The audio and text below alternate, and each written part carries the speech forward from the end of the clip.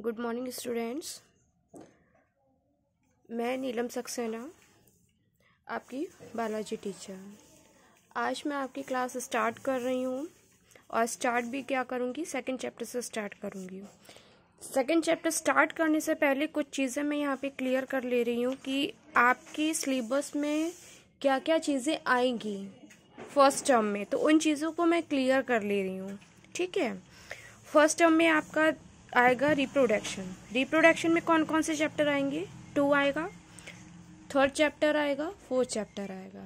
ठीक है, बट मैं फर्स्ट चैप्टर भी कंप्लीट करवा चुकी हूँ, कोई दिक्कत नहीं है उसमें। ठीक है, सेकेंड थर्ड फोर्थ चैप्टर आएगा। ठीक है, और जो सेकेंड थर्ड फोर्थ चैप्टर जो होंगे आपके, वो 15 मार्क के होंगे। It is clear. चलिए अब हम देखते हैं जेनेटिक्स, जो हमारे क्या है, जेनेटिक्स और इवोल्यूशन चैप्टर जो है। ठीक है, इसमें आपका 5 और 6 आएगा। ठीक है, ये 20 मार्क्स के आएंगे। ठीक है, तो ये कितने हो गए आपके? 35 मार्क यहाँ पे हो गए इन दोनों को कैलकुलेट करके। ठीक है, फर्स्ट टर्म का सिर्फ मैं डिस्कस कर रही हूँ अभी। फिर आपका प्रैक्टिकल वर्क जो होगा वो 15 मार्क का होगा। ठीक है, अगर मैं इन तीनों को कैलकुलेट करती हूँ तो कैलकुलेशन पे ये कितने का निकलता है? पूरा 50 का निकलता है आपका। ठीक है, तो फर्स्ट टर्म में आपका 50 मार्क्स का आएगा और सेकेंड टर्म में 50 का आएगा। मतलब कि ये जो सिलेबस जो आपका कवर हो जाएगा वो दोबारा रिपीट नहीं होगा। ठीक है, इट इज़ क्लियर। तो चलिए आइए हम लोग अपना सेकेंड चैप्टर स्टार्ट करते हैं। Start our second chapter, sexual reproduction in the flowering plant। अब जो सेक्सुअल रिप्रोडक्शन है वो किस में चलेगा? प्लांट्स में चलेगा, लेकिन प्लांट हमारे कैसे होंगे? फ्लावरिंग वाले होंगे, जो फूल देते होंगे। ठीक है, सेक्सुअल रिप्रोडक्शन का मतलब क्या होता है? चैप्टर हमारा सेक्सुअल रिप्रोडक्शन है, तो मतलब समझ लेते हैं। ठीक है, और ये चीज़ आपको पहले भी पता है, ये मैं बता चुकी हूँ पहले भी। ठीक है, जो सेक्सुअल रिप्रोडक्शन होता है वो क्या होता है? Is the process of development of the new organism. ये वो प्रोसेस होता है, वो प्रक्रिया होती है जिसमें आप डेवलप कर रहे हैं। क्या डेवलप कर रहे हैं? एक नए ऑर्गेनिज्म को डेवलप कर रहे हैं। कहाँ से? From 2 parents. अरे सेक्सुअल रिप्रोडक्शन है तो सीधी सी बात है, इसमें 2 पेरेंट्स का इन्वॉल्वमेंट होगा। ठीक है, with the help of 2 opposite sex. ठीक है, उससे आप क्या करेंगे? एक नया ऑर्गेनिज्म बनाएंगे। ठीक है, through the fusion of the male and female gamete. ठीक है, और इन पेरेंट्स के आपके जो मेल मतलब कि जो गैमेट्स जो होंगे वो फ्यूज करेंगे, उसकी हेल्प से यहाँ पे नया ऑर्गेनिज्म बन के तैयार होगा। ठीक है, इट इज़ क्लियर। मान लीजिए आपको अगर कोई चीज़ समझ में नहीं आ रही है, ठीक है, तो आप अपने डाउट पूछ सकते हैं। ठीक है, लास्ट में मतलब वीक के लास्ट में हम लोग जब स्कूल आएंगे, ठीक है, आपके नोट्स वगैरह चेक करने के लिए, तो एट दैट टाइम आप लोग अपनी चीज़ें क्लियर कर सकते हैं। ठीक है, कोई दिक्कत नहीं है। फिर नेक्स्ट पॉइंट यहाँ पे क्या है? The flower. जो फ्लावर जो होता है इज द मेन स्ट्रक्चर। जो फ्लावर जो होता है वो हमारा क्या होता है? मेन स्ट्रक्चर होता है। ठीक है, with the reproduction, the reproductive organ और द जो हमारा रिप्रोडक्टिव ऑर्गन जो होते हैं जिन या फिर जो हमारे स्पोरोफाइल्स जो होते हैं are produce within the flower. जो हमारे रिप्रोडक्टिव ऑर्गन होंगे, जो रिप्रोडक्टिव ऑर्गन होते हैं उनको हम स्पोरोफाइल्स भी कहते हैं। ठीक है, तो जो हमारे रिप्रोडक्टिव ऑर्गन जो होंगे, स्पोरोफाइल्स जो होंगे, इनको प्रोड्यूस किया जाएगा। किससे प्रोड्यूस किया जाएगा? मतलब कहाँ पे पाए जाएंगे? ये फ्लावर के अंदर पाए जाएंगे। ये इट इज़ क्लियर। तो जो फ्लावर है वो हमारा मेन रिप्रोडक्टिव पार्ट माना गया है। क्यों माना गया है? क्योंकि फ्लावर में हमारे मेल और फीमेल ऑर्गन्स जो होते हैं वो दोनों ही प्रेजेंट होते हैं। इस वजह से लीव्स में तो प्रेजेंट होते नहीं है, स्टेम में तो प्रेजेंट होते नहीं है, रूट्स में तो नहीं होते हैं ना, तो किस में प्रेजेंट होते हैं? फ्लावर में प्रेजेंट होते हैं। इसलिए फ्लावर को हम रिप्रोडक्टिव ऑर्गन की तरह मानते हैं। ठीक है, कंसल्ट करते हैं इसको। ठीक है, यहाँ पे एक शब्द आया है, the flower is the main structure consult with reproduction. ठीक है, मतलब इस चीज़ को मतलब जो हमारा जो फ्लावर है एक मेन स्ट्रक्चर है जिसको कंसल्ट किया रिप्रोडक्शन के तौर पे। ठीक है, क्योंकि रिप्रोडक्शन की प्रोसेस हमारी फ्लावर में ही चलती है। It is clear. Next point जो हमारा क्या है? स्पोरोफाइल्स जो होते हैं। स्पोरोफाइल्स हमारे क्या है? रिप्रोडक्टिव ऑर्गन जो है। जो स्पोरोफाइल्स जो होते हैं ये आपके 2 टाइप के हैं, यानी या जो आपके रिप्रोडक्टिव ऑर्गन जो है वो आपके 2 प्रकार के हैं। 2 प्रकार के हैं। ठीक है, 2 प्रकार के कौन कौन से हैं? एक तो आपका माइक्रो स्पोरोफाइल्स है जिसमें आपका स्टैमिन आता है। एक आपका होता है मेगा स्पोरोफाइल्स होता है, जिसे हम क्या कहते हैं? कार्पेल कहते हैं। ठीक है, अब जो हमारा स्टैमिन है ये हमारा किस में जाता है, मेल पार्ट में जाता है। किस में जाता है, मेल पार्ट में जाता है, ठीक है। माइक्रो है, माइक्रो का मतलब होता है छोटा, ठीक है। और छोटी चीजें क्या हमारी पॉलन ग्रेन होती हैं, ठीक है। मेगा, मेगा का मतलब क्या है यहाँ पे, बड़ा, ठीक है। मेगा स्पोरोफाइल्स, जो हमारे स्पोर्स होंगे मेगा वाले वो बड़े होंगे, इट मीन्स कार्पल। इसमें क्या क्या चीजें आएंगी आपकी, ओवम आएगा, ठीक है। तो कार्पेल इज डिस्टिंग्यूट, जो हमारी कार्पेल जो है डिस्टिंग्यूट, ये किस किस चीज में डिस्टिंग्यूट किया गया है, ओवरी में, ठीक है। बियरिंग ओव्यूल, जिसमें हमारे ओव्यूल्स होंगे, स्टाइल होगा, स्टिग्मा होगा, यानी ये हमारा फीमेल पार्ट होता है। कार्पेल में मतलब कि दूसरा आप पिस्टल से भी आप इसको मतलब ये बता सकते हैं, ठीक है। कार्पेल हुआ, पिस्टल हुआ।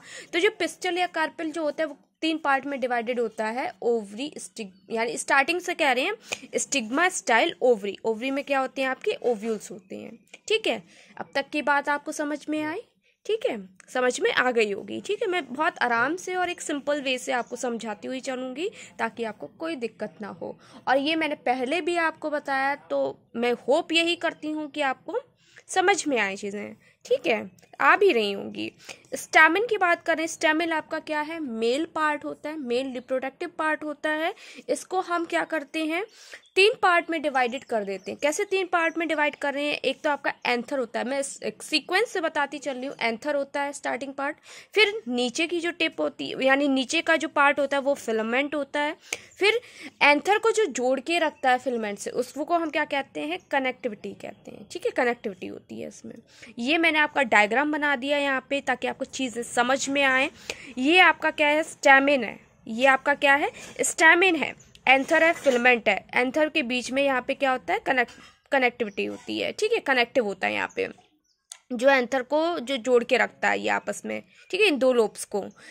ये क्या है यहाँ पे, स्टैमिन है आपका। जो स्टैमिन है वो एंथर और फिलामेंट में डिवाइडेड होता है। इसको हम एंड्रोशियम भी कहते हैं, मेल पार्ट है, एंड्रोशियम भी कहा जाता है, ठीक है। ये आपका क्या है, फीमेल पार्ट, कार्पेल या फिर पिस्टल, जिसको हम क्या करते हैं, 3 भाग में डिवाइडेड करते हैं। We divided carpel into 3 parts, ठीक है।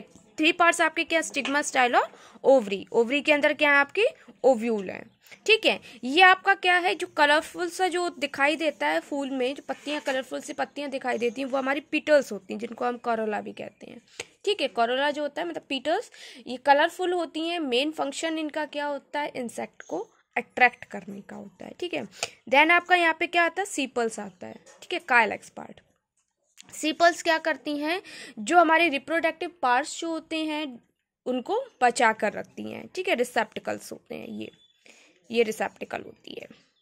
इतनी बात समझ में आ गई। तो मैंने क्या क्या पढ़ा दिया, सेक्सुअल रिप्रोडक्शन के बारे में बता दिया भाई। जब आपके 2 पेरेंट्स होंगे तो उनसे आपका न्यू ऑर्गेनिज्म बनेगा, जब यहाँ पे फ्यूजन होगा मेल और फीमेल गैमेट का, ठीक है। जो फ्लावर होता है वो आपका मेन स्ट्रक्चर माना गया है किसका, रिप्रोडक्शन का, क्योंकि यहाँ पे रिप्रोडक्शन चलती है। क्योंकि इसमें क्या होते हैं, आपके रिप्रोडक्टिव पार्ट्स होते हैं, जिसको हम स्पोरोफाइल्स कहते हैं, द टर्म ऑफ बॉटनी, ठीक है, are produce within the flower, जो कि फ्लावर्स के अंदर प्रोड्यूस होते हैं। स्पोरोफाइल्स आपके 2 प्रकार के हो गए, आपके 2 टाइप्स के हो गए।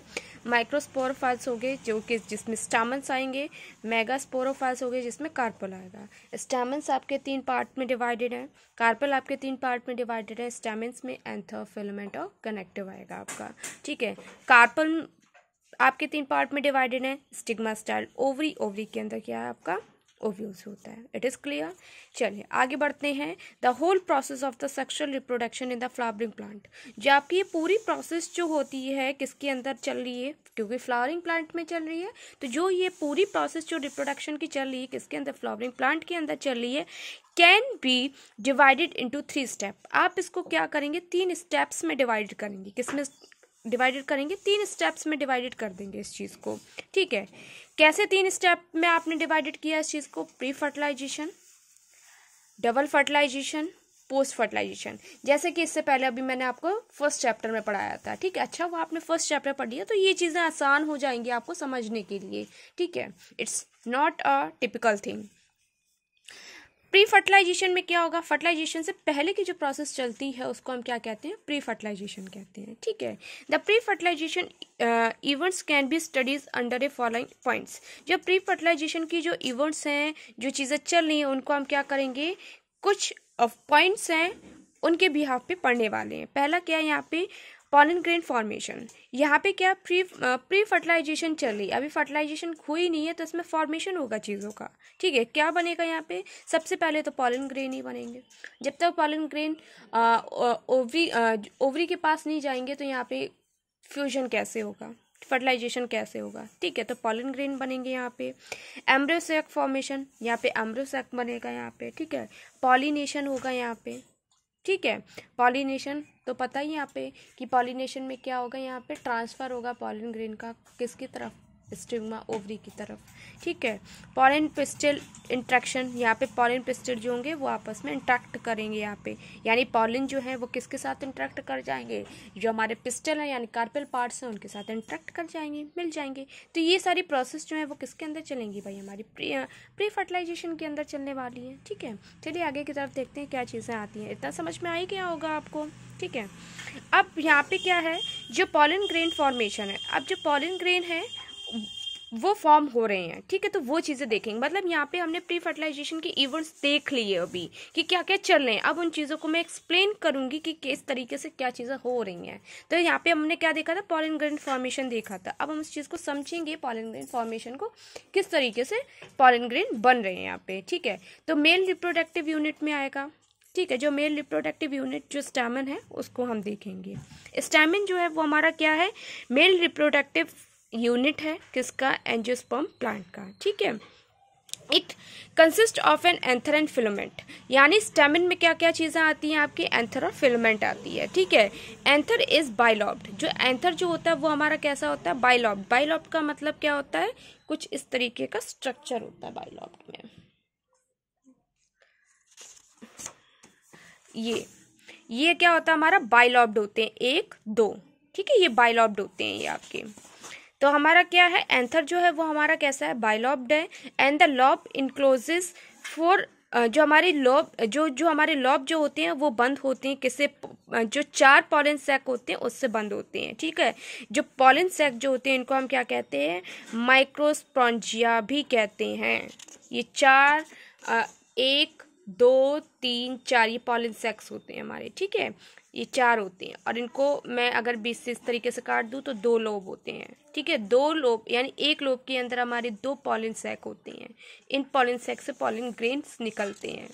ठीक है, each pollen sac contain number of pollen grain, हर एक पॉलन सैक में क्या होते हैं, बहुत सारे पॉलन ग्रेन्स होते हैं। ठीक है, द पॉलन सैक, जो हमारे पॉलन सैक्स जो होते हैं, लाई इन द 4 कॉर्नर्स, ये हमारे 4 कॉर्नर्स पे होते हैं। जैसे मैं सर्किल मैंने दिखाए थे ना, वो पॉलन सैक थे। ठीक है, कॉर्नर्स पे होते हैं। और फिर डाइथीसियस एंथर, किसके अंदर, डाइथीसियस एंथर के अंदर।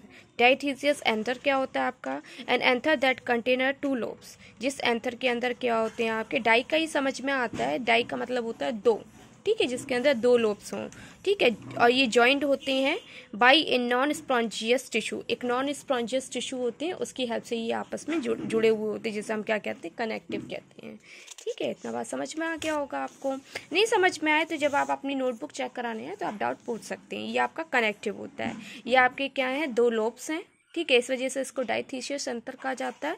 इसकी हेल्प से ये क्या होते हैं, कनेक्टिव, ये हमारी क्या है, कनेक्टिव है, जो इनको जोड़ के रखती है। कनेक्टिव से ही समझ में आ रहा, कनेक्शन, कनेक्ट करके रखना। ठीक है, ये आपकी फिलामेंट है। Anther wall is made up of a 4 layers of cell, जो एंथर की जो वॉल्स जो होती है वो क्या होती है, 4 लेयर ऑफ द सेल से बनी हुई होती है। एंथर डेहिसिस, ये जो एंथर होता है, dehisces by splitting of liberate the pollen grain, dehisces मतलब फटता है। ठीक है, बाय स्प्लिट मतलब कि जो एंथर होगा वो फटेगा। ठीक है, अब फटने के बाद ये क्या करेगा, लिबरेट करेगा, क्या लिबरेट करेगा, बाहर निकालेगा, पॉलन ग्रेन्स को बाहर निकालेगा ये। ठीक है, तो आज इतना ही है, ये डायग्राम समझ लो। एंथर है, बाइलोब है, कनेक्टिव है, फिलामेंट है। ठीक है, ये आपके पॉलन सैक के जो 4 कोने में आपके दिख रहे हैं आपको, जिसको हम क्या कहते हैं, माइक्रोस्पोंजियम भी कहते हैं। ठीक है, और इनका मेन काम क्या होता है, पॉलन ग्रेन को प्रोड्यूस करना। ठीक है, डाइसिशियस होंगे मतलब फटेंगे, तब जाके पॉलन ग्रेन इसमें से निकलेंगे। ठीक है, तो आज के लिए इतना ही है। ये मैं समझा ही चुकी हूँ आपको, फर्स्ट टर्म में आपका क्या क्या आएगा, कितने मार्क्स का आएगा। ठीक है, बाकी हम कल देखेंगे। ठीक है।